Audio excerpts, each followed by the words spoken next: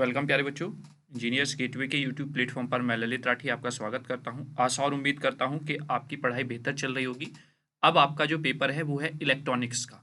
तो आज हम यहां पर इलेक्ट्रॉनिक्स का मॉडल पेपर डिस्कस करने वाले हैं 2023-24 के लिए। आई होप आपका इंजीनियरिंग फिजिक्स और जिन बच्चों ने इंजीनियरिंग केमिस्ट्री का पेपर दिया है वो बहुत अच्छा हुआ होगा और बहुत हेल्प मिली होगी आपको हमारे मॉडल पेपर से।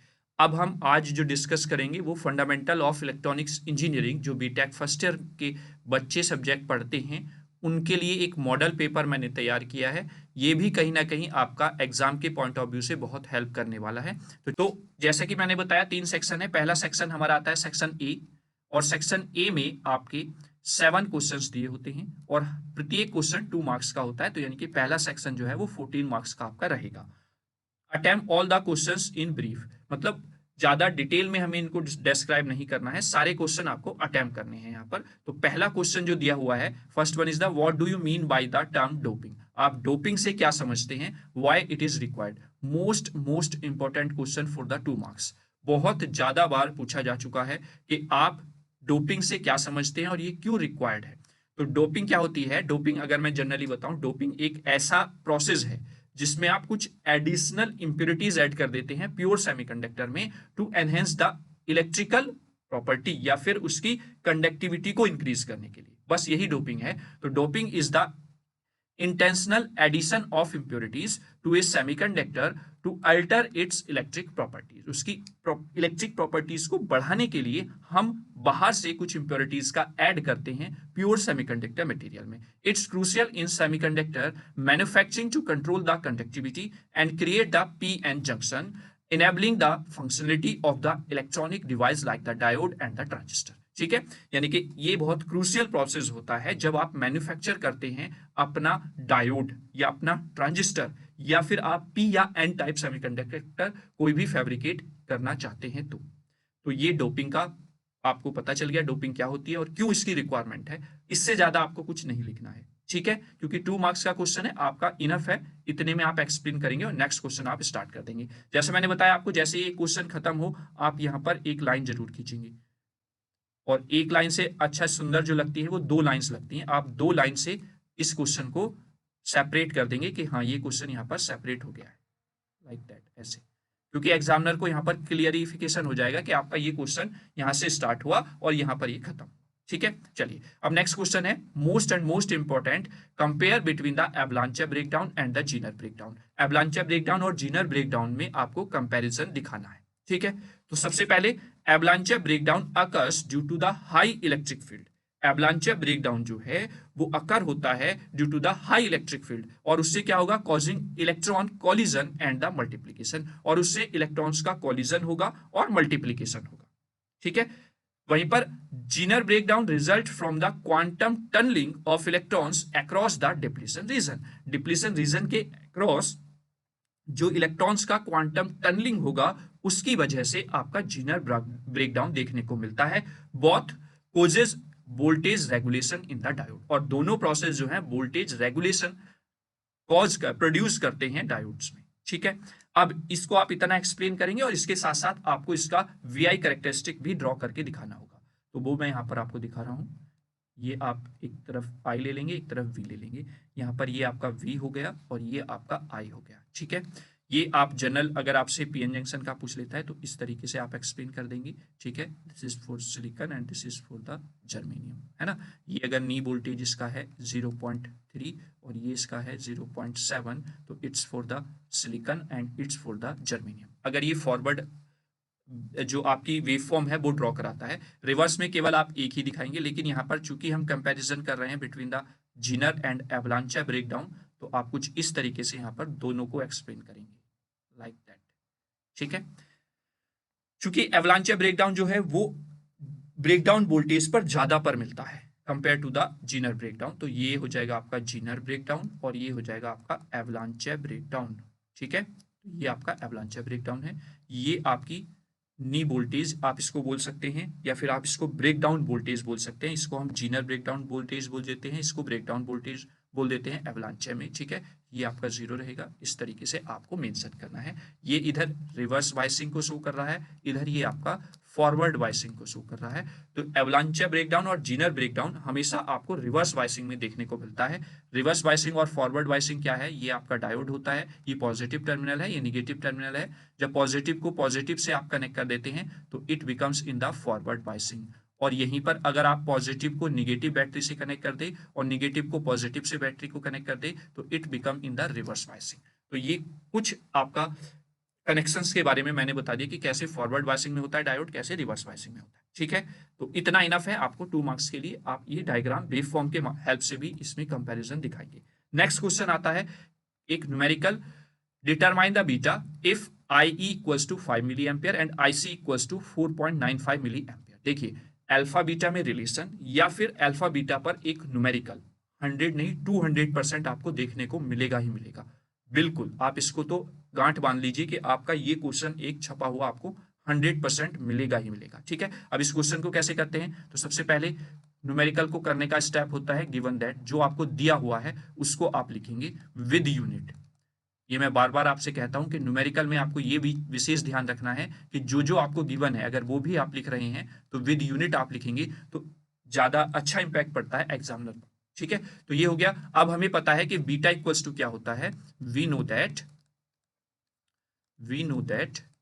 Beta equals to alpha upon 1 minus alpha, ये होता है। ये मैंने क्यों लिखा है, चूंकि आपको IE और IC दिया हुआ है तो इसलिए we know that alpha equals to क्या होता है, अल्फा इक्वल्स टू होता है IC अपॉन IE। तो इससे चूंकि जो चीजें हमें गिवन है उससे हम अल्फा डायरेक्टली निकाल सकते हैं, तो इसलिए हमने अल्फा की टर्म में वहां पर फॉर्मूला लिखा है 4.95। चूंकि दोनों मिली एम्पियर में है तो यूनिट कहीं पर भी आपको चेंज करने की जरूरत नहीं है। जब आप इसको डिवाइड करेंगे देन यू गेट द 0.99, ठीक है। अब आपके पास अल्फा आ गया है तो बीटा आपको यहां से फाइंड आउट हो जाएगा 0.99 upon 1 minus 0.99, that means 0.99 upon, यहाँ से जब आप इसको सब्सट्रैक्ट करेंगे 0.01 आपको यहाँ पर मिलेगा, और बीटा की वैल्यू जब आप इसको कैलकुलेटर से डिवाइड करेंगे यू गेट द 99। तो ये आपका बीटा की वैल्यू होगी जो उसने पूछा था। चूंकि यहाँ पर यूनिट कुछ नहीं होगी क्योंकि आपका मिली एम्पियर यहाँ पर है, मिली एम्पियर यहाँ पर है, तो कैंसिल आउट हो जाएंगे, तो ये यूनिट लेस होता है। अगर आप लिखना चाहते हैं तो 0.99 यूनिट लिख सकते हैं इसको, ठीक है। ऐसे यहाँ पर बीटा इक्वल्स टू 99 यूनिट्स आप इसको लिख सकते हैं, ठीक है। क्लियर हुआ। तो इस तरीके का क्वेश्चन अगर आता है तो बहुत इजी है, आराम से आप कर जाएंगे। अल्फा बीटा की दोनों की फॉर्मूले जो होते हैं वो आपको याद होने चाहिए और उनके बीच में रिलेशन आपको याद होना चाहिए, ठीक है। चलिए next question, most important, what do you mean by the CMRR and the slew rate, यानी कि कॉमन मोड रिजेक्शन रेशो से आप क्या समझते हैं, स्लू रेट से आप क्या समझते हैं, बहुत बार पूछा जा चुका है एग्जाम में। तो CMRR अगर हम डिफाइन करें, जैसा कि नाम से ही पता चल रहा है कॉमन मोड रिजेक्शन रेशो, तो यानी कि ऑपरेशनल एम्पलीफायर की एक प्रॉपर्टी होती है कि वो कॉमन मोड रिजेक्शन रेशो को रिजेक्ट कर दे, कॉमन मोड को रिजेक्ट करे, तो वही CMRR कहलाता है। तो CMRR is a measure of an amplifier ability to reject common mode signal, यानी कि वो रिजेक्ट कर देता है कॉमन मोड सिग्नल को। It quantifies how well the amplifier respond to differential signal while ignoring common mode signals, यानी कि इसका मतलब ये है कि कैसे आपका एम्पलीफायर रेस्पॉन्स कर रहा है या डिफर कर रहा है, इग्नोर कर रहा है कॉमन मोड सिग्नल्स को, यानी कि जब सिग्नल कॉमन मोड में है। अब इसको थोड़ा सा मैं आपको डिटेल में समझाने की कोशिश यहाँ पर करूंगा। जैसे आप देखते हैं ऑपरेशनल एम्पलीफायर आपका कुछ इस तरीके का होता है, एक आपका यहाँ पर इन्वर्टिंग टर्मिनल होता है, एक नॉन इन्वर्टिंग टर्मिनल होता है। जो माइनस टर्मिनल है वो इन्वर्टिंग और जो प्लस है वो नॉन इन्वर्टिंग। चूंकि दोनों पर अलग अलग वोल्टेजेस आपकी रहती है, तो अगर मैं यहाँ पर बी आउट निकालता हूं तो बी आउट क्या होता है, AD, और डिफरेंस होता है दोनों का V डिफरेंस V2 का, ठीक है। ये आपका आउटपुट आता है, ठीक है ना। तो जब आइडियल ओपैम्प की हम बात करते हैं, फॉर द आइडियल ओपैम्प अगर आप बात करें यहां पर बच्चों, तो आइडियल ओपैम्प में क्या होता है, V1 माइनस V2 दोनों इक्वल होते हैं, और इक्वल होने की वजह से इट बिकम्स 0, तो then V out becomes the 0। कब, जब V1 इक्वल्स टू V2 हो। तो यही तो कॉमन मोड है ना। कॉमन मोड का मतलब क्या हुआ, या तो हम दोनों पर सेम इनपुट अप्लाई कर दें या फिर दोनों को हम एक ही इनपुट से कनेक्ट कर दें, लाइक दैट। तो यही तो कॉमन मोड हो गया ना, कि दोनों पर हमने सेम इनपुट अप्लाई किया हुआ है, इन्वर्टिंग एंड नॉन इन्वर्टिंग पर भी। तो जब डिफरेंस हम देखेंगे तो इट बिकम बी जीरो। ये आइडियल में होता है, लेकिन जब प्रैक्टिकली आप देखते हैं तो प्रैक्टिकली आपको देखने को मिलता है कि यहां पर आपको कोई भी आउटपुट जीरो नहीं मिलता है, कुछ ना कुछ आउटपुट वहां पर आपको मिल जाएगा। फॉर द प्रैक्टिकल अगर हम बात करें, फॉर प्रैक्टिकल फॉर्म, तो V out not equals to zero if V1 equals to V2, या फिर हम दोनों पर सेम इनपुट अप्लाई कर दें। तो ये इस सिचुएशन में आपका क्या कहते हैं, आपको आउटपुट जीरो नहीं मिल पाता है। क्लियर हुआ ना? तो ये आपका होता है कॉमन मोड रिजेक्शन रेशो। ठीक, और कॉमन मोड रिजेक्शन रेशो आपने लिखा है तो इसका फॉर्मूला भी यहां पर जरूर लिखेंगे। CMRR इक्वल्स टू होता है, अगर हम बात करें, AD/ACM, यानी कि gain in general form upon gain in common mode form. ठीक है, और अगर डीवी में हम लिखना चाहें तो CMRR इन DB अगर आप लिखते हैं तो इक्वल्स टू 20 log बेस 10, और ये हो जाएगा AD/ACM। इस पर बेस्ड CMRR जो आपका डीबी में दिया होता है वो मैंने न्यूमेरिकल भी कराए हैं। न्यूमेरिकल की 2 मैराथन वीडियोज अवेलेबल हैं, एक तो जिसमें हमने सारी इलेक्ट्रॉनिक्स के न्यूमेरिकल कवर अप किए हुए हैं सारी यूनिट से, और एक है जो प्रीवियस ईयर की प्रीवियस 5 से 6 क्वेश्चन पेपर को एनालाइज किया गया है, उसमें से जो क्वेश्चंस पूछे गए हैं उनको सॉल्व कराया गया है। तो दोनों वीडियोस आप देख लीजिए, न्यूमेरिकल आप गारंटी से कोई भी छोड़कर नहीं आएंगे। ठीक है, तो CMRR में आपको ये लिखना है, ये दोनों फॉर्मूले आप लिख देंगे। ये मैंने केवल और केवल आपको एक्सप्लेन, थोड़ा सा रिलेट करने के लिए आपको बताया है CMRR के बारे में। ठीक है, चलिए, जो दूसरी डेफिनेशन पूछी हुई है वो है स्लू रेट। स्लू रेट क्या होता है कि कैसे आपकी इनपुट चेंज होने पर आउटपुट चेंज हो रही है तुरंत, तो वो आपका स्लू रेट कहलाता है। तो स्लू rate refers to the maximum rate of change of the output voltage of an operational amplifier, यानी कि maximum rate of change of the output voltage operational amplifier की वो स्लू रेट कहलाती है। Typically expressed in the voltage पर micro second, यानी कि voltage पर माइक्रो सेकेंड कितना क्विकली चेंज हो रहा है, that's called the slew rate, indicating how fast the output voltage can change in response to the step input signal, यानी कि इनपुट सिग्नल का जैसे ही हम उस पर चेंज कर रहे हैं तो आउटपुट जो वोल्टेज है आपकी वो कितनी फास्ट चेंज हो रही है, वो आपका स्लू रेट कहलाता है। ठीक है, आई होप क्लियर। चलिए अब नेक्स्ट क्वेश्चन देख लेते हैं। नेक्स्ट क्वेश्चन क्या है? नेक्स्ट क्वेश्चन भी मोस्ट इंपॉर्टेंट है। Define the pinch off voltage for the JFET. Pinch off voltage क्या होती है जीएफईटी में, वो यहां पर एक्सप्लेन कराई गई है। तो पिंच ऑफ वोल्टेज वो वोल्टेज होती है जहां पर अगर हम बात करें सोर्स और ड्रेन टर्मिनल के बीच का जो कनेक्शन है वो क्या हो जाता है, जीरो हो जाता है। उनके बीच, उनके साइड में जो डिप्लीशन लेयर बनी होती हैं वो जब दोनों एक दूसरे को टच कर जाती हैं तो that's called the pinch off voltage. तो pinch off voltage for the JFET is the voltage at which the channel between the source and the drain terminal gets completely constricted, resulting in a minimal or no current flow through the device। मतलब इसका result ये निकलता है कि उस समय पर device में कोई भी करंट फ्लो नहीं होगा, या फ्लो होगा तो बहुत लिटिल बिट अमाउंट में, दैट मीन्स नेग्लिजिबल करंट वहां पर देखने को आपको मिल जाएगा। अगर मैं यहाँ पर आपको डायग्राम के माध्यम से बताना चाहूँ, देखिए अगर आप डायग्राम जहां पर नीड है और एक्सप्लेन आप डायग्राम के माध्यम से करेंगे तो आपका इंपैक्ट बहुत अच्छा पड़ेगा एग्जामिनर पर, क्योंकि डिप्लीशन लेयर हमारी कुछ इस तरीके से प्रोड्यूस होती है यहाँ पर, लाइक दैट। क्योंकि यहाँ पर क्या होता है, ऊपर की तरफ डिप्लीशन लेयर की विड्थ ज्यादा होती है कंपेयर टू द नीचे की तरफ, क्योंकि वहां पर लोड की वैल्यू जो होती है वो डिक्रीज होती चली जाती है। अपर रीजन में रिवर्स बायसिंग अधिक होता है और लोअर रीजन में रिवर्स बायसिंग कम होता है। इस वजह से नीचे की तरफ आप देख रहे होंगे डिप्लीशन लेयर जो ये बन रही है इसकी विड्थ क्या हो जाती है, रिड्यूस हो जाती है। ठीक है, जैसे जैसे हम यहाँ पर सप्लाई को बढ़ाते हैं वैसे वैसे आपका क्या होता है, ये डिप्लीशन विड्थ जो है ये बढ़ती है और इधर से भी डिप्लीशन विड्थ बढ़ेगी, और जब ये सिचुएशन क्रिएट हो जाएगी लाइक दैट, तो that's called the pinch off voltage. Pinch off voltage जिस पर ये सिचुएशन हमको मिली है, ठीक है, वो आपकी पिंच ऑफ वोल्टेज कहलाएगी। ठीक, ये आपका गेट टर्मिनल हो जाएगा, ये आपका सोर्स टर्मिनल हो जाएगा, और ये आपका ड्रेन टर्मिनल हो जाएगा। ये आपका सबस्ट्रेट बॉडी पार्ट होता है जो इंटरनली कनेक्ट होता है गेट से ही। ठीक है, कुछ इस तरीके का आपका जीएफईटी का स्ट्रक्चर रहता है, लेकिन आपको इतना डीपली, मतलब इतना सारी चीजें नहीं बतानी, बस आप इस डायग्राम, इतना डायग्राम बनाकर इसको बताएंगे कि पिंच ऑफ वोल्टेज क्या होता है। क्लियर हुआ? चलिए, तो ये आपका इंपॉर्टेंट क्वेश्चन हो जाता है एग्जाम के पॉइंट ऑफ व्यू से, इसको आप जरूर करके जाएंगे। नेक्स्ट है list any two advantages of the modulation. यहां पर केवल और केवल दो एडवांटेजेस पूछी हैं, लेकिन मैंने थोड़ा सा डिस्क्राइब आपको डिस्क्रिप्शन प्रोवाइड करा दिया है, लेकिन आप डिस्क्राइब नहीं करके आएंगे, केवल और केवल आप 2 पॉइंट में एडवांटेजेस लिख देंगे। First one is the efficient use of the bandwidth, मतलब मॉड्यूलेशन का प्रोसेस इसलिए हम यूज करते हैं जिससे कि हमारी जो बैंडविड्थ है हम उसको कंप्लीटली एफिशिएंटली यूज कर सके। ठीक है। दूसरा, इंप्रूव सिग्नल इंटीग्रिटी, यानी कि सिग्नल की स्ट्रेंथ को अगर मैं नॉर्मली सिंपल भाषा में बोलूं तो सिग्नल की स्ट्रेंथ, सिग्नल की जो नॉइज है उसको रिड्यूस करके उसको स्ट्रांग बनाता है। तो ये 2 एडवांटेजेस हो गई। एक एडवांटेजेस आप जरूर लिख सकते हैं, जैसे हाइट ऑफ एंटीना रिड्यूस करने के लिए, जो एंटीना आप ट्रांसमीटर और रिसीवर पर लगाते हैं उनकी हाइट को भी रिड्यूस करता है आपका मॉड्यूलेशन प्रोसेस। तो ये कुछ इंपॉर्टेंट पॉइंट्स या एडवांटेजेस हो जाती है मॉड्यूलेशन प्रोसेस को यूज करने के लिए। ठीक है, थोड़ा सा मैंने इसके बारे में बताया है, क्योंकि आप एफिशिएंटली बैंडविड्थ को यूज करेंगे तो आप मैक्सिमाइजिंग बैंडविड्थ का यूटिलाइज कर पाएंगे, दैट मींस आप मल्टीपल सिग्नल्स को ट्रांसमिट कर पाएंगे, है ना।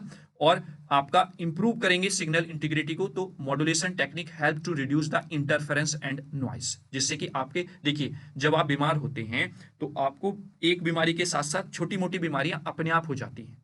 तो वैसे ही यहां पर है कि अगर आपका सिग्नल स्ट्रांग रहेगा तो फिर उसमें नॉइज, जो छोटी मोटी नॉइज हैं वो उसको डिस्टर्ब नहीं करेंगे। तो वही प्रोसेस है, उसी के लिए आपका मॉड्यूलेशन प्रोसेस यूज होता है to improve the signal integrity. या फिर आप एक पॉइंट ये भी लिख सकते हैं, टू लॉन्ग डिस्टेंस कम्युनिकेशन, यानी कि लॉन्ग डिस्टेंस कम्युनिकेशन के लिए हम इसका यूज करते हैं, या ये लिख सकते हैं to reduce height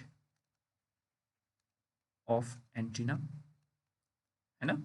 and second one is to long distance communication. Long distance communication के लिए भी हम यूज करते हैं। तो चाहे आप ये 2 पॉइंट लिख देना, चाहे ये दोनों पॉइंट्स लिख देना, बस एक्सप्लेनेशन आपको नहीं करनी है। क्लियर, चलिए आगे चलते हैं। आगे नेक्स्ट क्वेश्चन है one's complement and two's complements. Definitely नहीं, 200% आपको एक क्वेश्चन वंस कॉम्प्लीमेंट और टूज कॉम्प्लीमेंट फाइंड आउट करने का आएगा ही आएगा। ठीक है, तो वंस कॉम्प्लीमेंट सबसे पहले फाइंड आउट करते हैं, तो उसके लिए आप लिखेंगे given binary.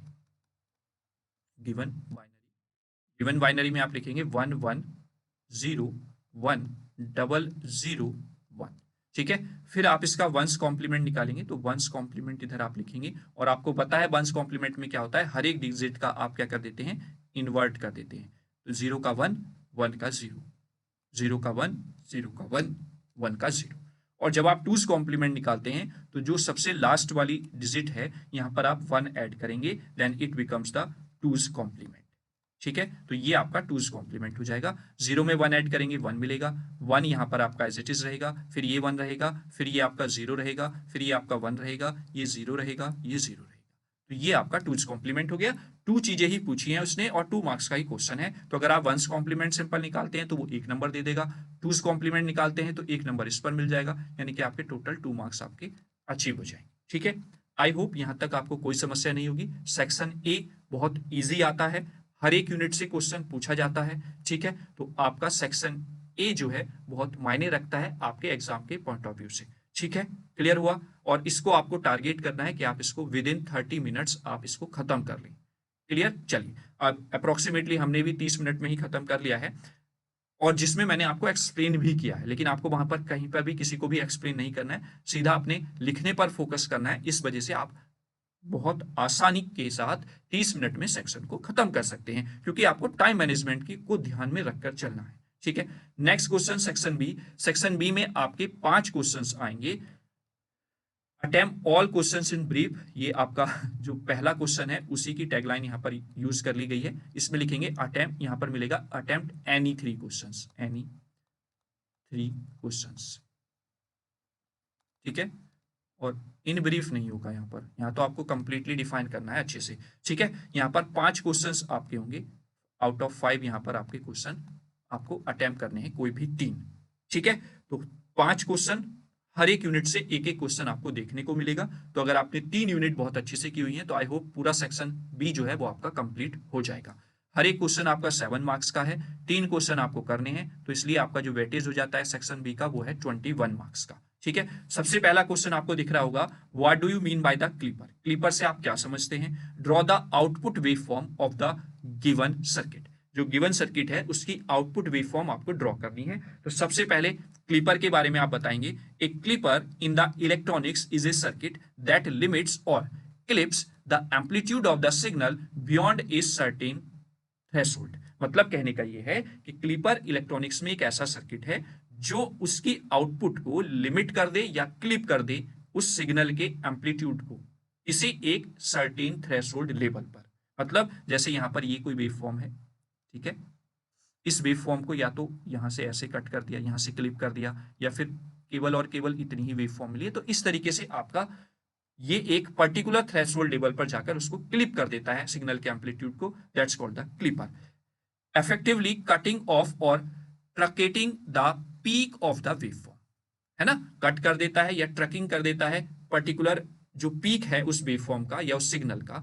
It's commonly use for the signal conditioning, protection और wave form shaping in the electronic circuit. इन पर्पज के लिए आप क्लिपर का यूज करते हैं। चूंकि लॉन्ग क्वेश्चन है, न्यूमेरिकल आपका इसके साथ अटैच है, ठीक है, 7 मार्क्स में आपका क्वेश्चन पूछा गया है, तो आप ये मान के चलें 2 मार्क्स का आपका ये क्वेश्चन हो गया थ्योरेटिकल, और 5 मार्क्स का आपका ये न्यूमेरिकल पोर्शन हो जाएगा। ठीक है, अगर और अच्छे से आप मतलब एग्जामिनर को और इंप्रेस करना चाहते हैं तो आप इसमें इसके टाइप्स और लिख सकते हैं। बस टाइप्स लिखने हैं आपको, positive clipper, negative clipper, positive negative clipper, इस तरीके से बस लिखेंगे, टाइप एक्सप्लेन नहीं करेंगे, अदरवाइज इनफ है, और ज्यादा एक्सप्लेन करने की आपको जरूरत नहीं होगी। ठीक है, अब हम इस न्यूमेरिकल की बात कर लेते हैं। न्यूमेरिकल में आपको इस न्यूमेरिकल में कुछ नहीं करना है, बहुत इजी न्यूमेरिकल ही आता है, लेकिन इसको थोड़ा सा आपको थ्योरेटिकल एक्सप्लेन करना पड़ेगा।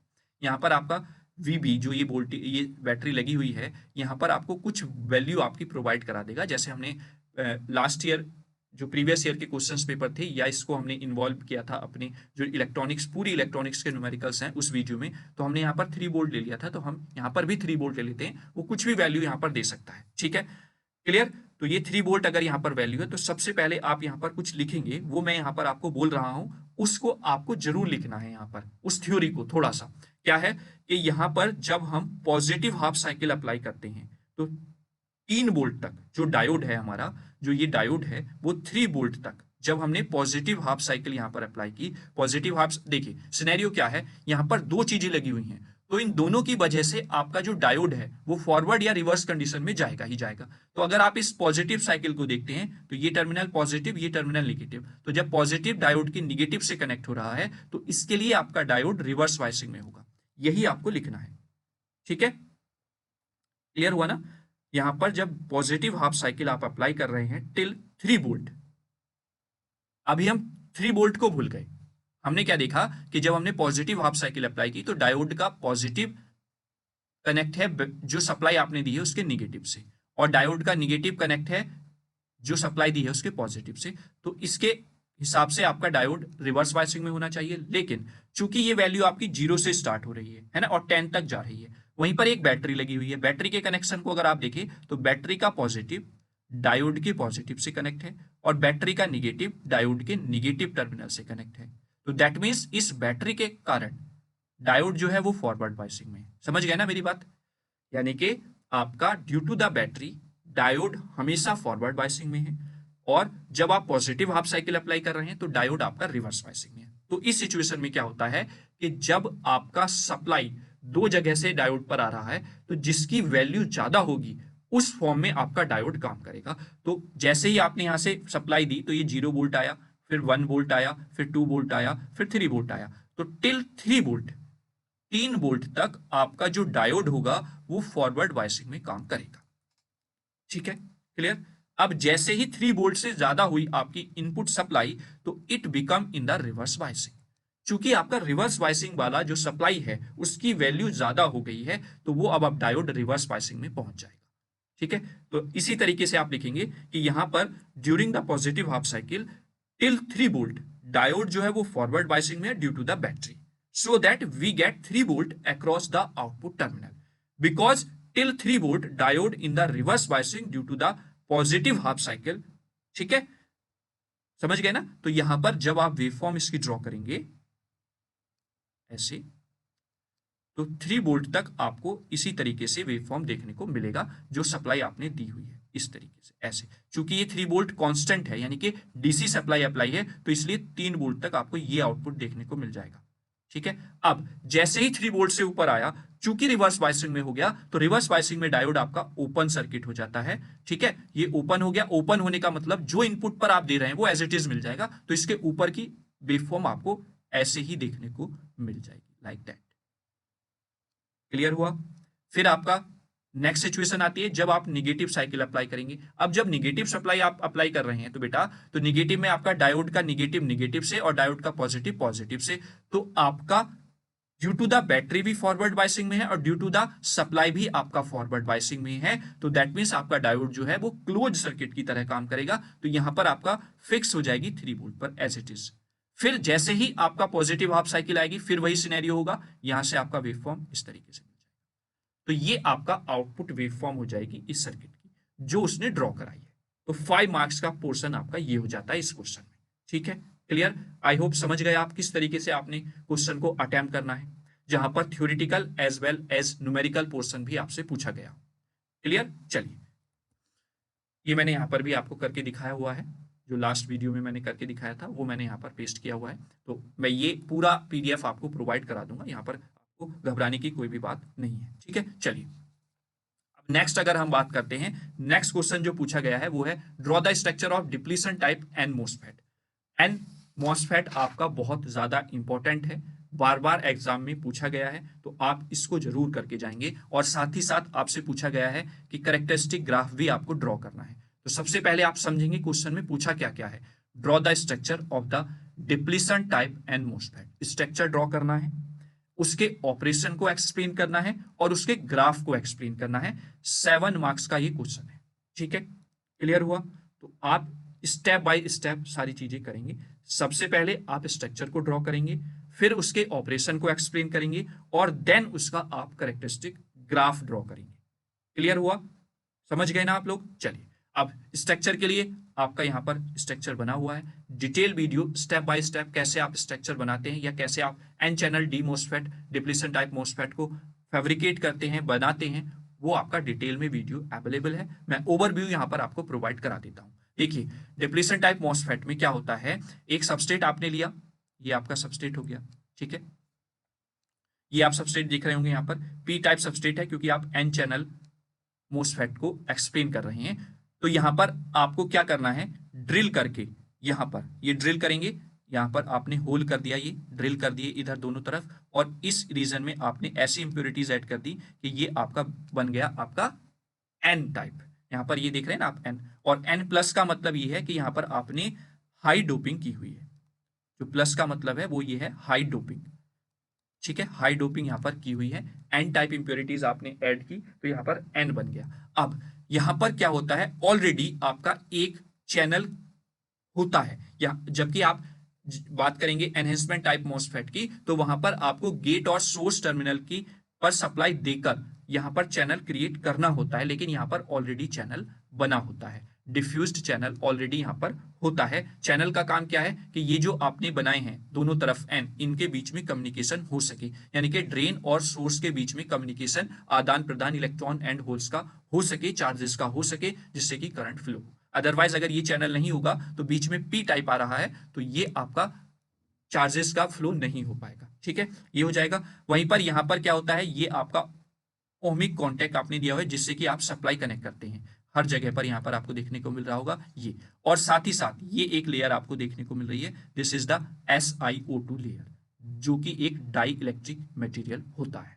और ये क्यों हम ये लगाते हैं, इसका भी एक पर्पज होता है, जिससे कि जैसे ही हम इस पर सप्लाई दें तो जो चार्जेस हैं वो आपके इधर की तरफ ना भागे, यानी कि गेट और इस चैनल के बीच में कम्युनिकेशन चैनल को ब्रेक करने का काम करता है आपका SiO2 layer, that's the dielectric material.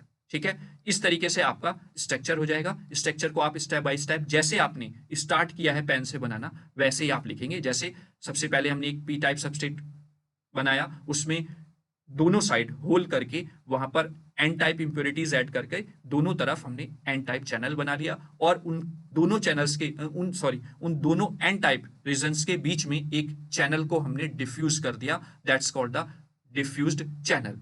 ये डिप्लीशन टाइप एन मोसफेट इसलिए आपका डिफर होता है एनहेंसमेंट टाइप मोसफेट से, क्योंकि यहाँ पर ऑलरेडी चैनल आपको मिलेगा। ठीक है, फिर आप उसके ऊपर एक SiO2 लेयर लगाते हैं जो आपकी प्रिवेंट करती है चार्जेस को गेट टर्मिनल की तरफ जाने से, क्योंकि SiO2 एक डाइलेक्ट्रिक मटेरियल होता है। फिर सप्लाई देने के लिए आप सोर्स, गेट और ड्रेन टर्मिनल पर एक एल्यूमिनियम का ओमिक कॉन्टैक्ट प्रोवाइड करा देते हैं। ठीक है, इस तरीके से आपका स्ट्रक्चर की एक्सप्लेनेशन हो गई और स्ट्रक्चर आपने ड्रॉ कर दिया। ठीक है, फिर आप यहां पर सप्लाई देते हैं, ऑपरेशन को स्टेप बाय स्टेप आप एक्सप्लेन करेंगे। क्लियर हुआ? ठीक है, थोड़ा सा अगर मैं ऑपरेशन को आपको बताना चाहूं यहां पर, तो आपके 3 केसेस यहां पर रहते हैं। पहला केस ये है, एक सेकेंड, पहला केस जो केसेस आपके बनेंगे वो बनेंगे VGS से। पहला केस आपका हो जाएगा जब आपका VGS 0 है। दूसरा केस होगा जब आपका VGS नेगेटिव है। तीसरा केस होगा जब आपका VGS पॉजिटिव। इस तरीके से आपको अपना ऑपरेशन एक्सप्लेन करना है। ठीक है, जब VGS 0 है तब क्या होगा, जब VGS नेगेटिव है तब क्या होगा, जब VGS पॉजिटिव है तो तब क्या होगा। ये तीनों केसेस आपको एक्सप्लेन करने हैं, और अगर आपने डिटेल वीडियो ऑलरेडी देखा हुआ होगा तो आपको वो क्लियर होगा कि क्या चीज आपको यहाँ पर एक्सप्लेन करनी है। क्योंकि जब आप वेव फॉर्म ड्रॉ करते हैं तो वेव फॉर्म में ये तीनों केसेस आप यहाँ पर बताएंगे। अगर मैं यहाँ पर वेव फॉर्म आपको ड्रॉ करके दिखाऊं, एक स्लाइड मैं यहाँ पर ऐड कर लेता हूँ न्यू यहाँ पर। तो जैसे ही मैं यहाँ पर वेव फॉर्म ड्रॉ करता हूँ, क्योंकि तीसरा स्टेप आपका वेव फॉर्म ही यहाँ पर पूछा गया है। एक सेकेंड, मैं आराम से यहाँ पर वेव फॉर्म ड्रॉ कर लेता हूँ। पहले आपको इस तरीके से वेव फॉर्म ड्रॉ करनी है। देखिए ये क्या है यहाँ पर आपका, जब आप स्टार्टिंग में देखते हैं जब VGS 0 होता है, तो VGS जब 0 होता है तो आपका वेव फॉर्म कुछ इस तरीके से देखने को मिलेगा, ऐसे बढ़ता जाता है बढ़ता जाता है, और उस सिचुएशन में आकर एक वैल्यू पर आपको कांस्टेंट सिग्नल वेव फॉर्म देखने को मिल जाएगा। और ये आपका VGS जब 0 वोल्ट है तब आपको देखने को मिलता है, और ये ही आपका केस फर्स्ट हो जाएगा।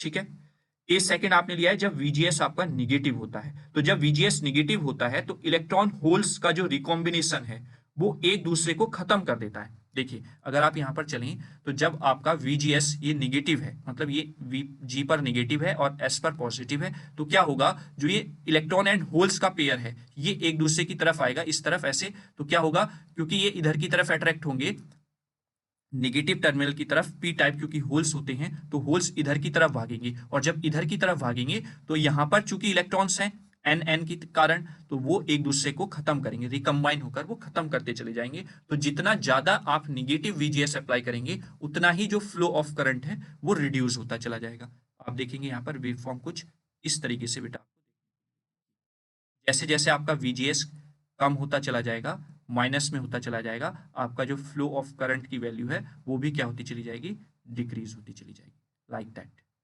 ठीक है, और एक सिचुएशन आएगी आपकी कुछ इस तरीके से। तो ये आपका हो जाएगा केस सेकंड, जब आपका VGS निगेटिव है। ठीक है, जब VGS आपका निगेटिव है, और इसी को आप बोलते हैं डिप्लीशन मोड, डिप्लीशन मोड। ठीक है, वहीं पर अगर VGS को आप पॉजिटिव कर रहे हैं यानी कि प्लस में लेकर जा रहे हैं, तो कुछ आपकी वेवफॉर्म इस तरीके से ड्रॉ होगी, लाइक दैट, ऐसे। ये आपका हो गया केस थर्ड, और इसको आप बोलते हैं एनहेंसमेंट मोड, एनहेंसमेंट मोड, आप इसको बोलेंगे एनहेंसमेंट मोड। एनहेंसमेंट मोड में क्या होता है कि जो VGS है वो क्या है आपका पॉजिटिव है। VGS पॉजिटिव का मतलब जो गेट टर्मिनल है वो पॉजिटिव आपने अप्लाई किया हुआ है, और गेट पॉजिटिव होने से क्या होगा कि जो नंबर ऑफ इलेक्ट्रॉन्स हैं वो चैनल में बढ़ जाएंगे, और जब चैनल में बढ़ेंगे तो उससे क्या होगा, ID भी बढ़ेगा, क्योंकि नंबर ऑफ इलेक्ट्रॉन्स बढ़ रहे हैं तो ज्यादा इलेक्ट्रॉन्स का मूवमेंट होगा between the both sides of N through the channel, तो आपका करंट की वैल्यू भी यहां पर बढ़ जाएगी, और इस केस को आप एनहेंसमेंट मोड बोल देते हैं। तो तीनों केसेस आपको आई होप क्लियर हो गए होंगे, जब आप VGS 0 रखेंगे, जब आप VGS निगेटिव रखेंगे, और जब आप VGS को पॉजिटिव रखेंगे। ठीक है, क्लियर हुआ। वहीं पर ट्रांसफर कैरेक्टरिस्टिक आपकी कुछ इस तरीके से बन जाती है। अगर मैं ट्रांसफर कैरेक्टरिस्टिक भी आपको ड्रॉ करके दिखाऊं इसकी, तो ट्रांसफर कैरेक्टरिस्टिक कुछ आपकी इस तरीके से रहती है। ये जो होती है जहां पर VGS आपको 0 पर ये करंट मिला है, दैट्स कॉल्ड द IDSS। ठीक है, इसको IDSS बोलते हैं। ये आपका ट्रांसफर कैरेक्टरिस्टिक जो है वो इन तीनों को शो करती है। जैसे ये हो गया, चूंकि आपका ये आपका 0 है ना। यहाँ पर आप लेते हैं VDS, ये आपका VDS के लिए है, ठीक है। चेंज आप जब VGS में करेंगे तो आपको यहाँ पर चेंजेस देखने को मिल जाएंगे, ठीक है। तो ये आपका जब VDS 0 है, मतलब ये VGS 0 है, तब आपको IDSS यहाँ पर ये देखने को मिल रहा है। जैसे जैसे आप इधर जा रहे हैं, यानी कि निगेटिव में आपकी वैल्यू हो रही है, तो ये आपका डिक्रीज आपको देखने को मिल रहा है, ठीक है, जैसा कि यहाँ आप देख रहे होंगे, ठीक। ये आपका हो जाता है। और इस सिचुएशन में जब ये आपको यहाँ पर मिलता है, जैसे यहाँ पर आपका ये बिल्कुल नेग्लेजिबल या हम बोलें कि करंट 0 हो गया है, तो इसको हम पिंच ऑफ वोल्टेज बोल देते हैं, पिंच ऑफ, ठीक है, पिंच ऑफ वोल्टेज हम इसको कह देते हैं, ठीक है। क्लियर हो गया? आई होप यहां तक आपको समझ में आया होगा। और ये अगर क्वेश्चन आपसे पूछा जाता है तो बहुत आसानी से आप इसको एक्सप्लेन करेंगे, ठीक है। चलिए, ये आपका हो गया जो आपसे depletion type N channel MOSFET पूछा गया था, ठीक है। इस तरीके से आप स्टेप बाय स्टेप इसकी कंस्ट्रक्शन को एक्सप्लेन कर सकते हैं। नेक्स्ट क्वेश्चन है, हमें कैलकुलेट करना है आउटपुट वोल्टेज। यहाँ पर जो फिगर आपको दिया हुआ है, तो ये ऑप एम्प का एक क्वेश्चन है, ठीक है। ऑप एम्प से ही क्वेश्चन पूछा गया है, बहुत बेहतरीन क्वेश्चन है। इस तरीके का क्वेश्चन आपको देखने को मिलेगा एग्जाम में, ठीक है। तो इसका सॉल्यूशन ऑलरेडी मैं किया हूं, जिससे कि वीडियो ज्यादा लेंथी ना हो। तो अगर आप यहां पर देखिए, तो ये क्वेश्चन आपको दिया हुआ है, तो आप सबसे पहले यहां पर ए नोड को ले लेंगे, उस ए नोड पर आप VA वोल्टेज ले लेंगे, ठीक है। ये आप इधर मान लेंगे, क्योंकि ये फीडबैक रजिस्टर लगा हुआ है कि यहाँ पर IF करंट फ्लो हो रहा है, यहाँ पर I1 करंट फ्लो हो रहा है, यहाँ पर I2 करंट फ्लो हो रहा है, ठीक है। यहाँ पर ये ग्राउंड है, कौन सा टर्मिनल, नॉन इन्वर्टिंग टर्मिनल, ठीक है। ये V1 और V2 आपका दिया हुआ है, ठीक है। तो अप्लाई करेंगे KCL eight node A. Node A पर KCL आपने अप्लाई किया, तो KCL क्या कहता है कि उस नोड पर कितनी करंट आ रही है और उस नोड से कितनी करंट जा रही है, वो दोनों इक्वल होती हैं। तो दो करंट आ रही है, I1 प्लस I2, और जा रही है केवल IF, तो I1 plus I2 equals to IF। I1 क्या होता है, V1 minus VA upon R1, फिर I2 क्या होगा, V2 minus VA upon R2, यहां पर ये हो जाएगा। और IF क्या होगा, VA minus V out upon RF, ये वैल्यू आपकी हो जाएंगी। चूंकि आपका नॉन इन्वर्टिंग टर्मिनल ग्राउंड है, तो इसलिए due to the virtual condition या due to the virtual concept, आपका VA जो होगा वो भी 0 हो जाएगा। तो जब आप यहां पर VA 0 रखेंगे, तो आपका V आउट आ जाएगा -7 वोल्ट। और माइनस जो यहाँ पर साइन है, वो इंडिकेट कर रहा है कि आपका जो प्रोसेस हो रहा है वो किस पर हो रहा है, इन्वर्टिंग टर्मिनल, ठीक है। तो इस तरीके से आपको ये क्वेश्चन सॉल्व करना है, ठीक। मैं बार बार आपसे यही कह रहा हूं कि न्यूमेरिकल के लिए आप वो 2 वीडियोस जो अवेलेबल हैं स्पेशल फॉर एकेटिव एग्जाम की प्लेलिस्ट में, न्यूमेरिकल आपका उससे बाहर कोई भी नहीं जाएगा। बस आप उन दोनों वीडियोस को देख लीजिए, 100% डेफिनेटली आपका 5 यूनिट से जो भी न्यूमेरिकल पोर्शन बनेगा वो बहुत आसानी से आप करके आएंगे, ठीक है। नेक्स्ट क्वेश्चन आ जाता है आपका के मैप पर। के मैप से आपका एक क्वेश्चन डेफिनेटली 7 मार्क्स में पूछा जाना है, इसको आप बिल्कुल भी अवॉइड नहीं करेंगे। तो क्वेश्चन क्या है, simplify the following function using the K map, यहां पर दिया हुआ है function. Also implement the simplified function by using the basic gates only. तो सबसे पहले इस तरीके के क्वेश्चन को, जो भी के मैप का क्वेश्चन आता है, पहले आप देखिए कितने वेरिएबल का क्वेश्चन है। तो यहाँ पर 4 वेरिएबल्स दिए हुए हैं, तो 4 वेरिएबल का क्वेश्चन है। तो आपको पता चल जाना चाहिए कि 4 वेरिएबल का है, तो आपको नंबर ऑफ बॉक्सेस यानी कि 2 की पावर n, दैट मींस 2 की पावर 4, यानी कि 16 नंबर ऑफ बॉक्सेस का के मैप ड्रॉ करना है। तो ये हमने ड्रॉ कर लिया, 16 बॉक्सेस यहाँ पर हैं। 4 आपके वेरिएबल अगर गिवन है तो आप यहाँ पर लिख लेंगे, वही ABCD, अदरवाइज आप कुछ भी मान सकते हैं, PQRS भी मान सकते हैं, या वो PQRS भी दे सकता है, ठीक है। तो अब जो जो वैल्यूज आपकी दी हुई हैं वहां पर आप वैल्यू पुट करेंगे, लेकिन उससे पहले आप चेक करेंगे कि पॉज फॉर्म दिया हुआ है या सॉफ्ट फॉर्म दिया हुआ है। तो ये सिग्मा जो दिया होता है, ये इंडिकेट करता है सॉफ्ट फॉर्म को, यानी कि आपका जो क्वेश्चन दिया हुआ है, जो एक्सप्रेशन आपकी दी हुई है, वो सॉफ्ट फॉर्म को इंडिकेट कर रही है। तो दैट मींस आपकी जो ये वैल्यूज दी हुई हैं, वो आप जब यहां पर पुट करेंगे तो आप 1 से रिप्रेजेंट करेंगे। मतलब जैसे 1 है तो यहां पर 1 आप इंडिकेट कर देंगे, 3 है तो यहां पर 1 इंडिकेट करेंगे, 4 है यहां पर 1 इंडिकेट करेंगे, 5 पर 1 इंडिकेट करेंगे, 6 पर 1 इंडिकेट करेंगे, फिर आप 7 पर 1 इंडिकेट करेंगे, फिर आप 9 पर 1 इंडिकेट करेंगे, फिर 11 पर 1 इंडिकेट करेंगे, 13 पर और 15 पर, ठीक है। ये आपका हो गया। अब आप इसमें ग्रुपिंग करेंगे, पेयरिंग करेंगे। तो आप पेयरिंग बहुत इजी, यहां से पेयरिंग आपको दिख रही होगी। एक तो ये 4 की पेयरिंग आपकी बन रही है और ये आपकी 8 की पेयरिंग बन रही है। 4 की और 8 की पेयरिंग यहां से आपके 2 पेयर बन जाते हैं। इसको सॉल्व करके आप लिखेंगे एक्सप्रेशन, अभी वो मैंने आगे किया हुआ है, वो मैं यहाँ पर बताऊंगा, ठीक है। यहाँ पर पेयरिंग में आपको ध्यान रखना है कि आप पेयरिंग 2 की पावर में ही चेक करेंगे। कि 2 की पावर 1 में पेयर हो, 2 की पावर 2 में हो, 2 की पावर 0 में हो, 2 की पावर 3 में हो, 2 की पावर 4 में हो। मैक्सिमम से आप मिनिमम की तरफ पेयरिंग चेक करते हैं, यानी कि मैक्सिमम कितने से ज्यादा 1 हम एक जगह पर ले सकते हैं एक ही ग्रुप में 2 की पावर की फॉर्म में, है ना। जैसे सपोज 4 वेरिएबल है तो 4 वेरिएबल में 2 की पावर 4 हो सकते हैं मैक्सिमम, यानी कि कहीं पर 16 1 एक साथ ले सकते हैं नहीं। उसके बाद आएंगे 2 की पावर 3, यानी कि 8 हम एक साथ ले सकते हैं, बिल्कुल ये ले लिया हमने, एक ग्रुप बन गया। फिर हमने देखा 2 की पावर 2 यानी कि 4 है कहीं पर हम ले सकते हैं, वो ले लिया हमने, है ना। तो इस तरीके से आपको हाई से लो की तरफ बढ़ना है, ठीक है, पेयरिंग को करते समय। ठीक, तो ये दो ग्रुप आपके बने, दोनों को आप लिखेंगे और फिर इंप्लीमेंट कर लेंगे। मैंने यहाँ पर बनाया हुआ है, देखिए इस ग्रुप से आपका डी मिल जाएगा और इस ग्रुप से आपका ए बार बी मिल जाएगा। तो आपका जो आउटपुट आया F A B C D equals to A bar B plus T, और इसको नॉर्मली आपको लॉजिक गेट से ही क्या करना है, इंप्लीमेंट करना है। तो इन लॉजिक गेट्स की हेल्प से ही आप इंप्लीमेंट कर देंगे। एक आपका नॉट गेट लगा है यहाँ पर, एक आपका एंड गेट लगा है, एक आपका और गेट लगा है। क्यों? क्योंकि ए बार बनाने के लिए नॉट गेट की जरूरत है, इन दोनों का डॉट प्रोडक्ट करने के लिए आपका एंड गेट की जरूरत है, और फिर इन दोनों टर्म्स को और करने के लिए आपको और गेट की जरूरत है। ठीक है, क्लियर हो गया? तो ये आपका क्वेश्चन हो जाएगा, इस तरीके से आपको ये करना है। क्लियर? आई होप यहां तक आपको कोई समस्या नहीं होगी और आप एंजॉय कर रहे होंगे क्वेश्चंस को।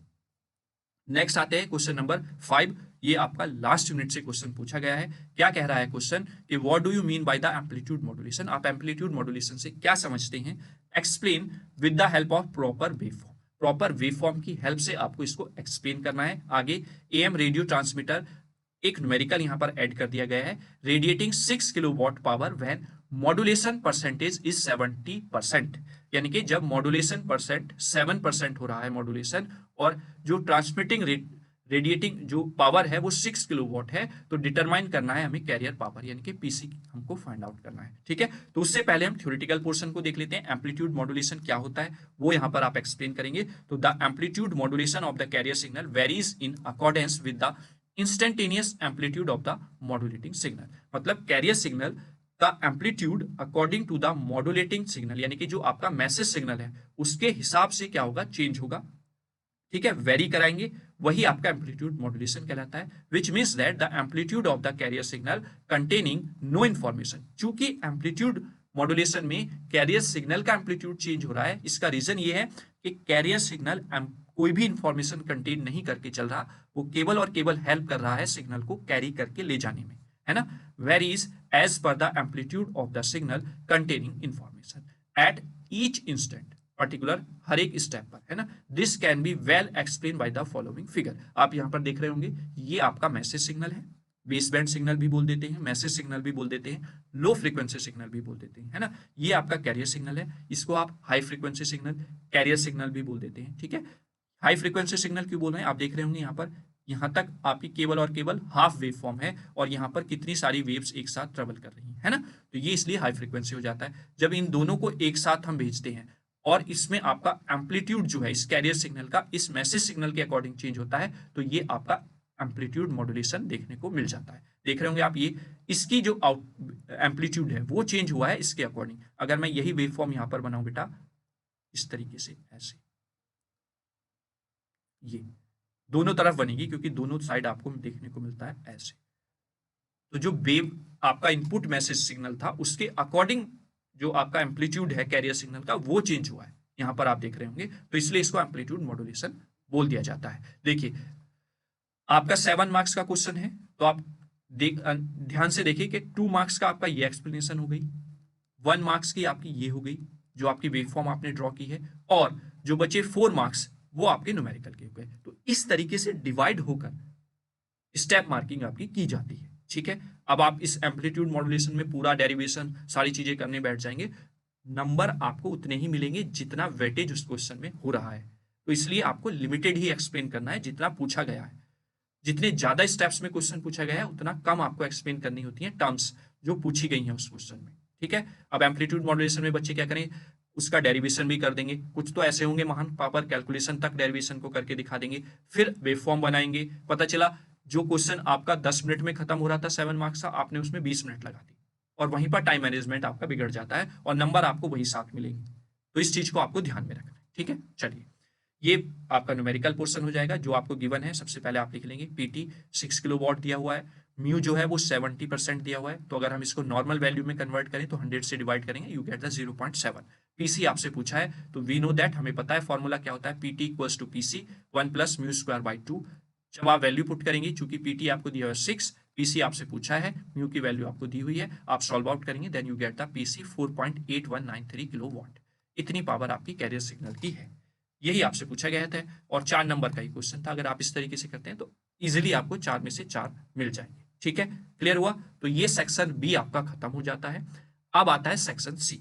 सेक्शन सी में आपके 5 क्वेश्चन होंगे, question number 3, question number 4, question number 5, question number 6, question number 7। ठीक है, 7 नंबर तक आपके क्वेश्चन होंगे और 5 क्वेश्चन आपको यहाँ पर देखने को मिलेंगे।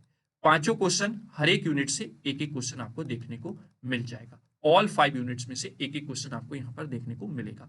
हर एक क्वेश्चन में यहाँ पर चॉइस होगी, यानी कि क्वेश्चन नंबर 3 जो है उसमें आपके 2 क्वेश्चन होंगे जिसमें से आपको एक करना होगा।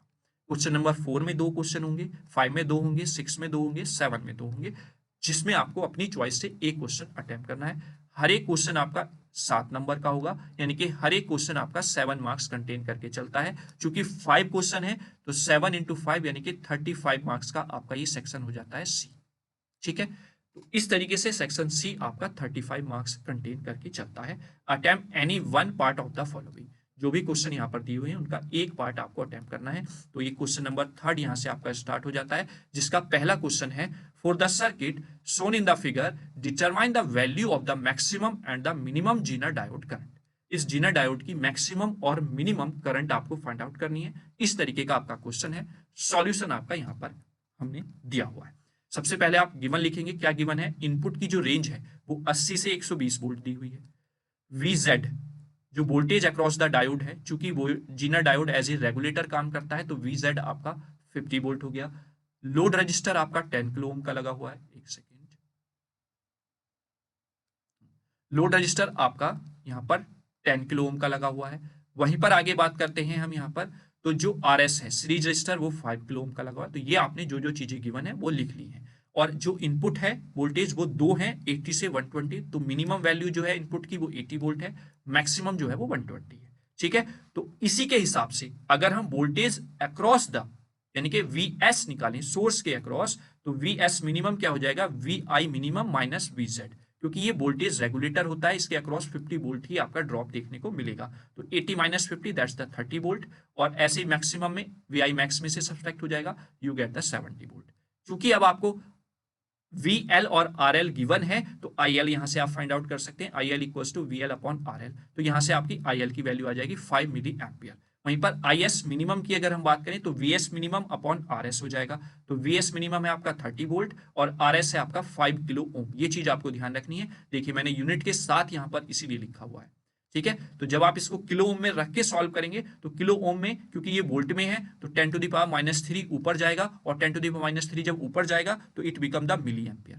तो ये 6 मिली एम्पियर आपका IS मिनिमम आ जाएगा। चूंकि उसने बोला है कि मैक्सिमम और minimum current across the Zener diode कितना है, या फिर मैं बोलूं डायोड में कितना मैक्सिमम और मिनिमम करंट फ्लो रहा है, IZ हमें निकालना है। तो चूंकि हमने IL निकाल लिया है और वन बाय वन हम I कितना फ्लो हो रहा है यहाँ पर टोटल वो हम निकाल रहे हैं, तो IZ मिनिमम आ गया आपका। IS मिनिमम में से IL सब्सट्रैक्ट कर देंगे तो IS मिनिमम 6 मिली एम्पियर आया है, IL 5 मिली एम्पियर आया है। तो 6 minus 5 you get the 1 milli ampere minimum current across the या minimum current in the Zener diode. वहीं पर IZ मैक्स की बात अगर हम करते हैं तो IS मैक्स माइनस IL हो जाएगा। IS मैक्स आपने यहां से निकाला VS मैक्स अपॉन RS।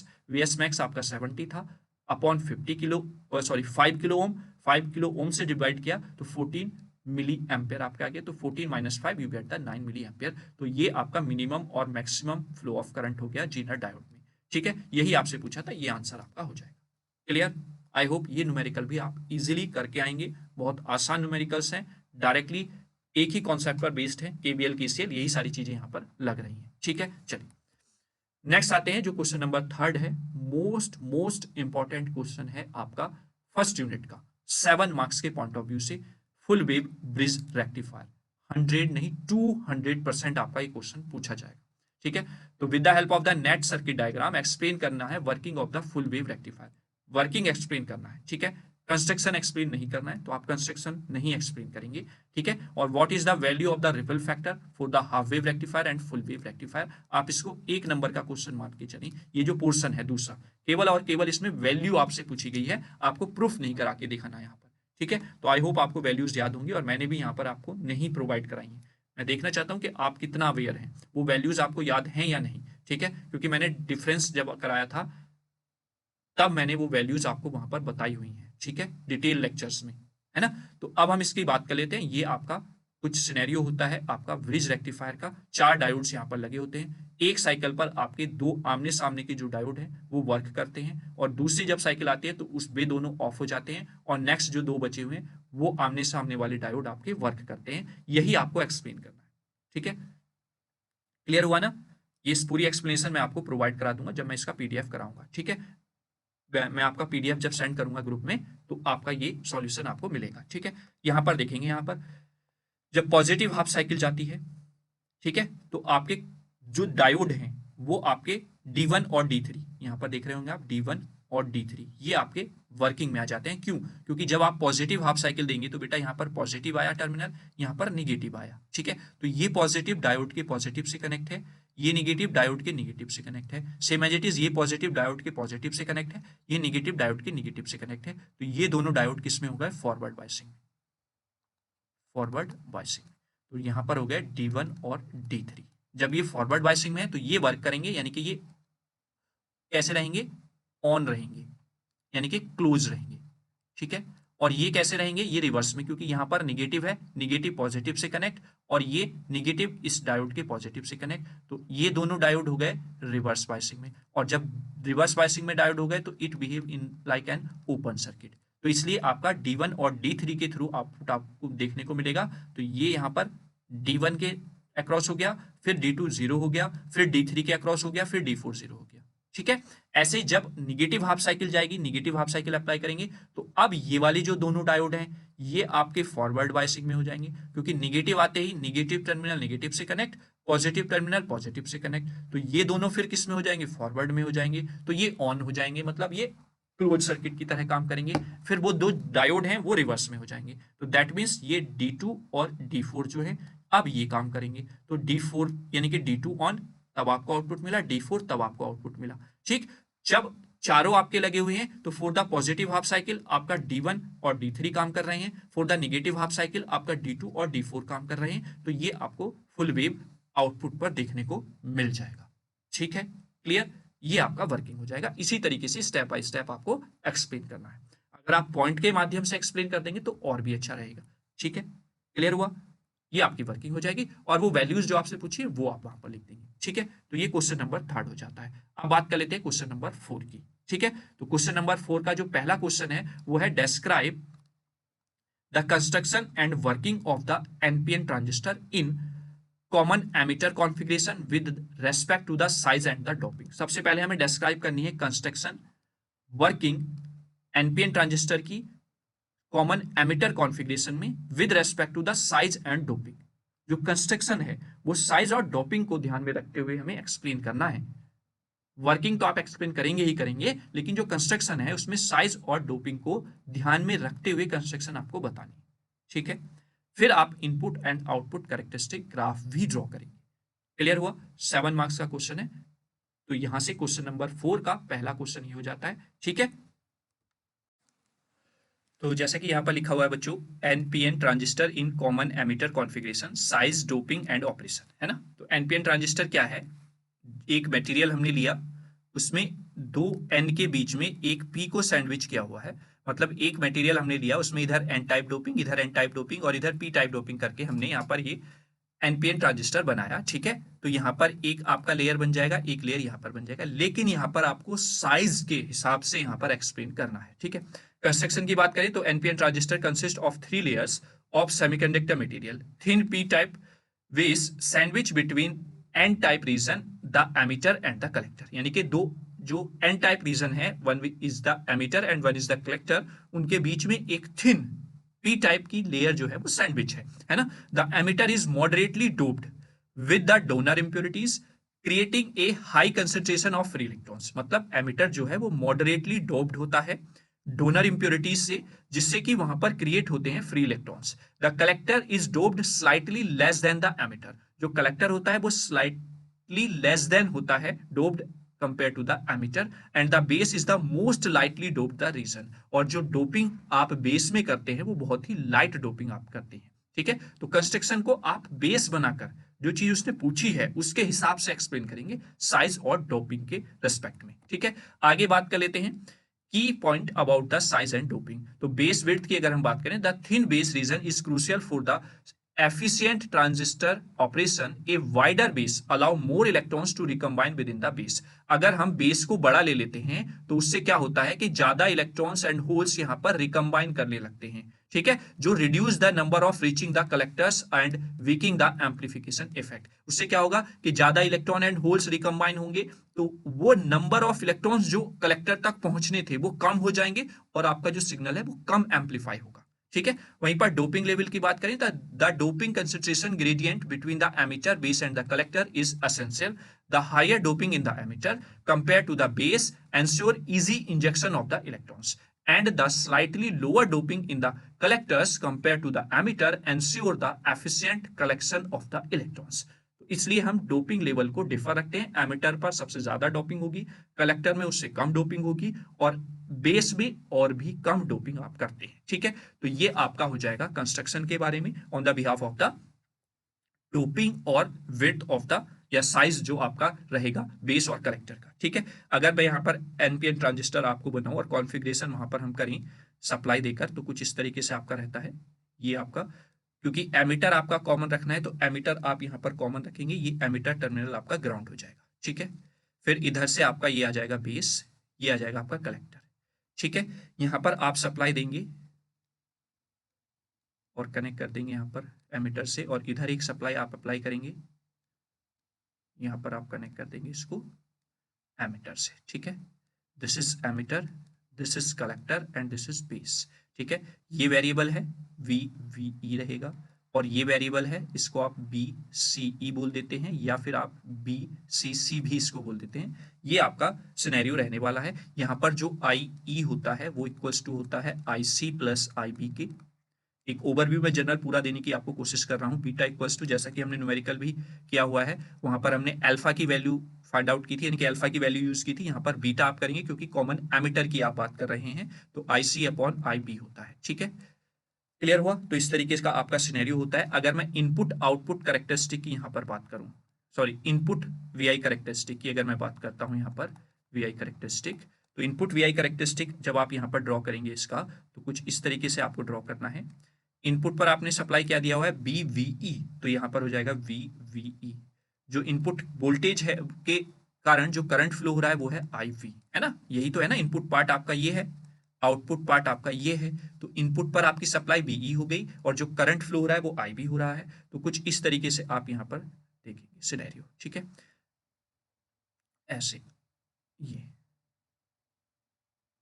अगर सपोज मैंने माना यहाँ पर 0.3 पर ये स्टार्ट होती है वोल्टेज कंडक्ट कराना, तो दैट मीन्स ये जर्मेनियम टाइप का जो मटेरियल है उससे एनपीएन ट्रांजिस्टर बना हुआ है। ठीक है, यहां पर जो आप कंपेयर कराएंगे दैट्स द VCE, जो एमिटर बेस, क्योंकि दोनों सप्लाई आपने दी है। अब यहां पर आप इसको वेरी कराएंगे। VCE जो है वो आपका 5 वोल्ट पर यहां पर कांस्टेंट है, फिर VCE को आपने जैसे ही क्या किया, डिक्रीज किया, 3 वोल्ट पर कांस्टेंट किया, तो अब आपका जो डायोड है वो आगे जाकर ऑन हो रहा है। फिर VCE पर अगर आपने उसको 1 वोल्ट पर कर दिया कांस्टेंट, तो ये और आगे जाकर आपका कंडक्ट हो रहा है। तो दैट मीन्स जैसे जैसे आप VCE को डिक्रीज कर रहे हैं वैसे वैसे कट ऑफ वोल्टेज जो है वो क्या हो रही है, इंक्रीज हो रही है। मतलब VCE आप अगर यहां पर डिक्रीज कर रहे हैं तो कट ऑफ वोल्टेज जो है वो क्या हो रही है, वो आपकी इंक्रीज हो रही है। ठीक है, ये होगा input VI characteristic. Output VI characteristic अगर मैं यहां पर ड्रॉ करूं, आउटपुट वीआई कैरेक्टरिस्टिक की अगर हम बात कर लेते हैं बच्चों, तो आउटपुट वीआई कैरेक्टरिस्टिक में आपका आउटपुट है VCE, जो सप्लाई आपने दे रखी है। ठीक है, VCE करंट जो है आउटपुट में वो IC है।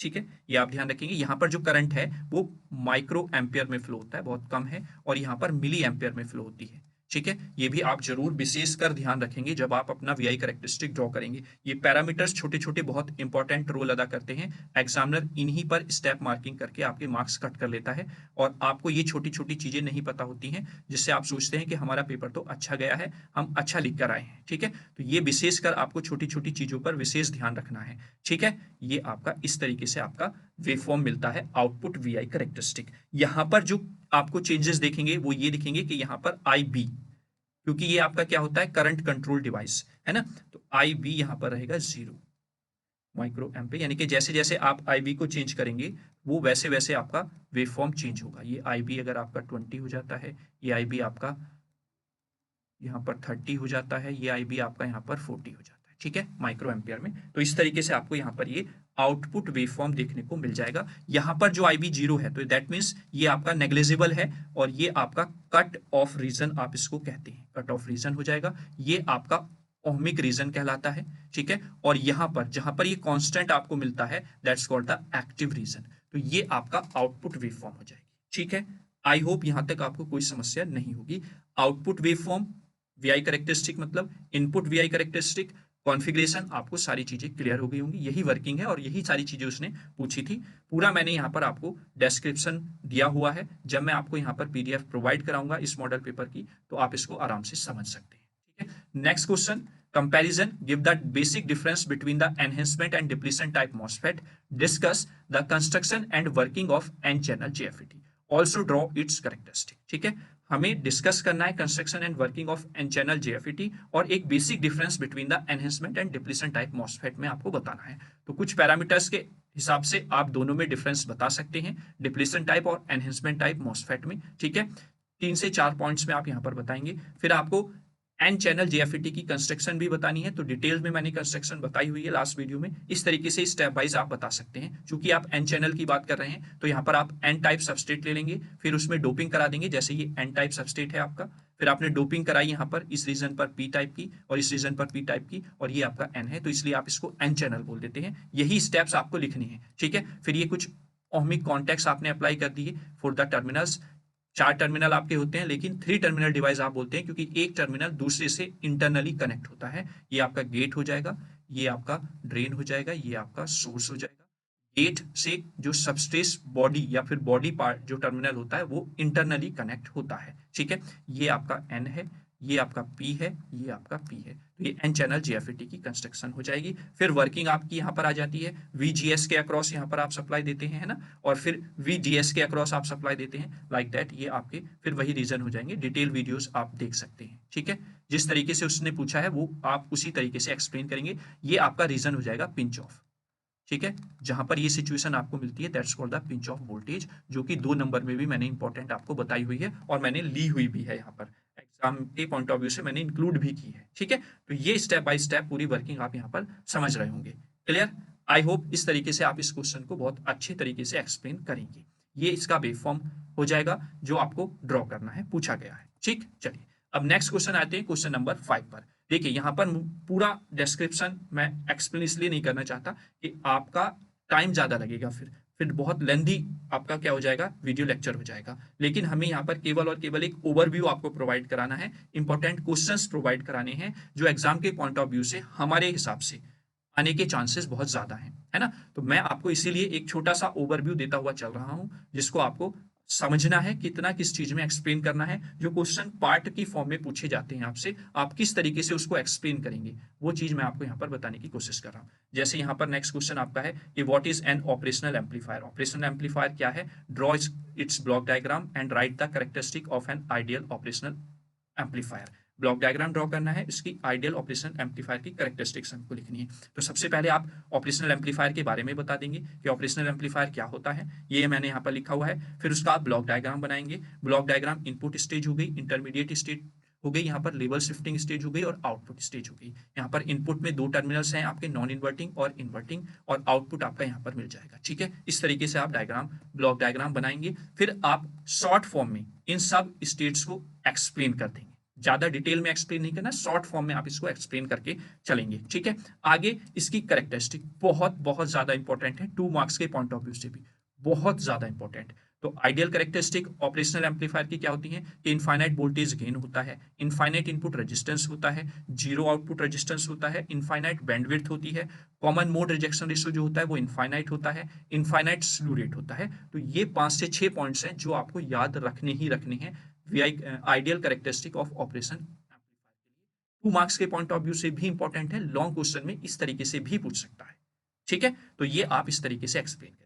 जो सेकंड क्वेश्चन यहां पर बनता है, explain the working of operational amplifier as a integrator and derive its output equation. ठीक है, इंटीग्रेटर ऑपरेशनल एम्पलीफायर यहां पर पूछा गया है और उसकी आउटपुट इक्वेशन यहां पर ड्रॉ कराई गई है। तो सबसे पहले आप इस तरीके से वेवफॉर्म मतलब डायग्राम को बनाकर फिर यहां पर जो जो चीजें आपने यूज की है, we know that step by step सारी चीजें लिखते हुए आपको एक्सप्लेन करना है। ये आप कंजूसी नहीं करेंगे कि हम यहाँ पर थ्योरेटिकल पार्ट को थोड़ा सा छोड़ दें, नहीं, जो आपको जरूरी है वो स्टेप बाय स्टेप आप सारी चीजें नीट एंड क्लियर फॉर्म में एक्सप्लेन करेंगे। ठीक है, डिटेल वीडियोस सबकी अवेलेबल है। यहाँ से आपको मैं बार बार यही कह रहा हूँ कि आप डिटेल में, मैं इसलिए एक्सप्लेन नहीं कर रहा हूँ क्योंकि वीडियो फिर बहुत लेंदी हो जाएगा, है ना। मैं पूरा सॉल्यूशन आपको एज इट इज प्रोवाइड यहाँ पर पीडीएफ फॉर्म में करा दूंगा टेलीग्राम चैनल पर, वहां पर आप इसको डाउनलोड करें, आराम से देखेंगे। ठीक है, चलिए नेक्स्ट बात कर लेते हैं हम। ये पूरा प्रोसेस आपका है जहां तक आपको फाइंड आउट करना है, आउटपुट हो गया ये, फिर ये गेन हो जाएगा आपका इंटीग्रेटर सर्किट का। ठीक है, क्लियर। चलिए, अब मैंने डिफरेंशियल भी लिया हुआ है क्योंकि मुझे इंटीग्रेटर और डिफरेंशियल दोनों पैरेलल फॉर्म में इंपॉर्टेंट क्वेश्चन लगे हैं एग्जाम के पॉइंट ऑफ व्यू से, तो मैंने इसलिए आपको यहाँ पर ये सॉल्यूशन भी इसके साथ प्रोवाइड करा दिया है। यहाँ पर डिफरेंशियल पूछा नहीं है, कभी आप क्वेश्चन को देखें कि इंटीग्रल पूछा था और डिफरेंशियल भी सर ने बताया हुआ है, क्या इंटीग्रेटर पूछेगा तो डिफरेंशिएटर भी करना है? नहीं, डिफरेंशिएटर नहीं करना बच्चों आपको, लेकिन मुझे जो लगता है वो ये दोनों इंपॉर्टेंट टॉपिक लगते हैं, इसलिए मैंने यहाँ पर आपको इंक्लूड कर दी। वैसे बेसिकली मैं अगर आपको बताऊं, आपकी थर्ड यूनिट बहुत ईजी है, एक ही सिनेरियो पे सारे डेरिवेशन बेस्ड हैं, आप इसको अगर कर लें बहुत आसान है, और यहाँ से एक डेरिवेशन, और डेरिवेशन तो छोड़िए, चलिए न्यूमेरिकल तो 200% आपको ऑपरेशनल एम्पलीफायर पर मिलेगा ही मिलेगा। तो अगर मैं ओवरऑल अगर आपकी बात करूं तो unit third, fourth and fifth बहुत ही आसान यूनिट्स हैं। इन यूनिट्स को करके ही आप बहुत अच्छे मार्क्स अचीव कर सकते हैं अपने एग्जाम में। ठीक है, तो इन 3 यूनिट्स को तो आप आराम से टारगेट बना सकते हैं इलेक्ट्रॉनिक्स में अच्छे मार्क्स गेन करने के लिए। ठीक है, तो ये डिफरेंशिएटर भी इंपॉर्टेंट है, आप इसको भी जरूर कंसिडर करके चलेंगे अपने इंपॉर्टेंट टॉपिक्स में। अब आते हैं हम क्वेश्चन नंबर 6 पर। क्वेश्चन नंबर 6 जो है वो आपका फोर्थ यूनिट से है, जिसमें कुछ टर्म्स आपको दी गई हैं, उस पर आंसर पूछा गया है। जैसे बेस 2 को आपको 16 में कन्वर्ट करना है, बेस 10 को आपको 2 में कन्वर्ट करना है, बेस 2 को आपको फिर इधर 10 में कन्वर्ट करना है, और बेस 8 को आपको 10 में कन्वर्ट करना है। इस तरीके का एक क्वेश्चन डेफिनेटली सेक्शन बी या सेक्शन सी में आपको जरूर मिलेगा। तो यानी कि नंबर कन्वर्जन वाली वीडियो वन शूट में अवेलेबल है, वो आप तैयार कर लें, 7 नंबर आपको वहां से जरूर मिलेंगे ही मिलेंगे, और एक आध क्वेश्चन आपका 2 मार्क्स में भी पूछा जा सकता है। तो ये जरूर आप करके जाएं। ठीक है, सॉल्यूशन आपका यहाँ पर प्रोवाइड कराया हुआ है सभी क्वेश्चंस का, आप इसको जाकर आराम से चेक कर सकते हैं, प्रैक्टिस कर सकते हैं। देखिए, मेरा मोटिव ये है कि आपको मैं इस तरीके से ब्लैंक भी इसलिए प्रोवाइड करा रहा हूं कि आप खुद से भी प्रैक्टिस कर सकें, खुद से भी करने की कोशिश करें, है ना। तो आप इसको पहले अपने आप से करने की कोशिश करें। ठीक है, आप इसका प्रिंट आउट लें, ब्लैंक जो पेपर्स हैं उस पर आप क्वेश्चंस को सॉल्व करें, कहीं पर समस्या आती है तो नीचे उसका सॉल्यूशन भी प्रोवाइड है, आप उसकी हेल्प ले सकते हैं।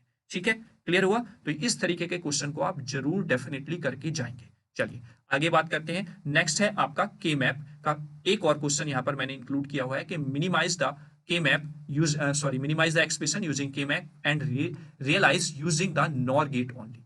क्योंकि आपके जो यूनिवर्सल गेट है नैंड और नोर, वो आप कोई भी एक्सप्रेशन को उससे क्या कर सकते हैं, डिजाइन कर सकते हैं। तो इसलिए नॉर गेट या नैंड गेट से आपको जो एक्सप्रेशन है डिजाइन करना आना चाहिए। ठीक, तो ये क्वेश्चन दिया हुआ है। तो सबसे पहले इस तरीके के क्वेश्चन को मैंने आपको क्या बताया, पहले आप वेरिएबल चेक कीजिए, कितने वेरिएबल का क्वेश्चन है, 4 वेरिएबल का ये क्वेश्चन है। ठीक है, यानी कि 16 बॉक्सेस का की मैप हमको ड्रॉ करना है, वो हमने कर लिया। फिर उसके बाद आप चेक करेंगे कि आपकी कौन सी फॉर्म दी हुई है, सॉफ्ट है या पॉस, क्योंकि यहाँ पर पाई और कैपिटल एम दिया हुआ है, तो ये आपकी पॉस फॉर्म है। इससे पहले जो मैंने क्वेश्चन इंक्लूड किया था वो सॉफ्ट फॉर्म में था।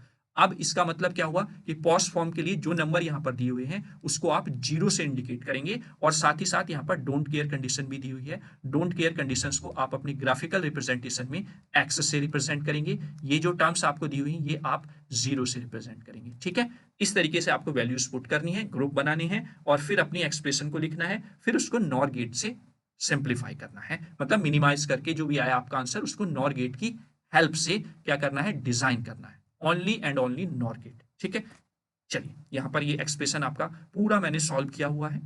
ठीक है, देखिए क्योंकि आपका पॉज फॉर्म में आपके क्वेश्चंस दिए हुए हैं तो इसलिए आप जीरो से रिप्रेजेंट करेंगे ये गिवन वैल्यूज। तो मैंने सारी जीरो से रिप्रेजेंट कर ली, ग्रुपिंग मैंने बनाया, कहीं पर भी आपका 4 से बड़ा ग्रुप नहीं बन रहा है तो 4 का ग्रुप मैंने ले लिया यहाँ पर, फिर 2-2 के ग्रुप बन के ही हम यहाँ पर मिनिमाइज कर पा रहे हैं। जैसे ही हमारा जो आंसर आया है वो आपका ये आ गया। ठीक, अब आपको इसको चूंकि नॉर गेट से ही इंप्लीमेंट करना है तो इसलिए हमने दोनों साइड डबल बार ले लिया पूरे के ऊपर।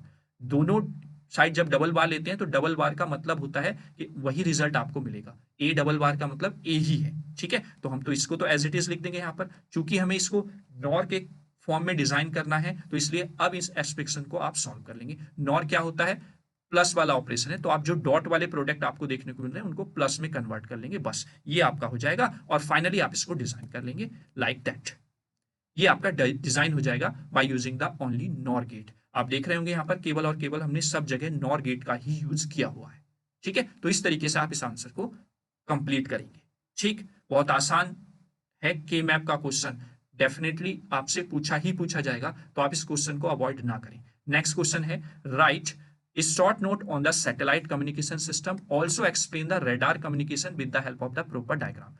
सैटेलाइट कम्युनिकेशन पर आपके शॉर्ट नोट पूछे हैं और रडार कम्युनिकेशन को with the help of proper diagram आपसे एक्सप्लेन कराया गया है। यहां पर मैंने सैटेलाइट को भी प्रॉपरली एक्सप्लेन कर दिया है क्योंकि दोनों क्वेश्चन अपने आप में इंपॉर्टेंट है। ठीक है, अगर थ्योरेटिकल में आपसे यहां से क्वेश्चन बनता है तो सैटेलाइट और रडार में से आपका क्वेश्चन पूछा ही पूछा जाएगा, तो इसलिए मैंने सैटेलाइट को भी डिटेल में यहाँ पर क्या किया है, डिफाइन किया हुआ है ना। तो सैटेलाइट क्या है, involve the artificial satellite orbiting the earth used for the various purposes like the communication, navigation, weather monitoring and remote sensing। satellite relay signal between the ground station and provide the global coverage। ये satellite के बारे में हो गया। Radar के बारे में radio detection and ranging system है, use the radio waves to detect the object and measure their distance, यानी कि ये रेडियो वेव्स की हेल्प से ऑब्जेक्ट को डिटेक्ट करने में और उसकी डिस्टेंस को फाइंड आउट करने में यूज किया जाता है, स्पीड को फाइंड आउट यूज करने में किया जाता है, उसकी कैरेक्टरिस्टिक्स को फाइंड आउट करने के लिए यूज किया जाता है। They emit the radio waves towards a target and analyse the reflected signal to determine the object properties. Radar have the application in the aviation, weather forecasting, military surveillance and the navigation.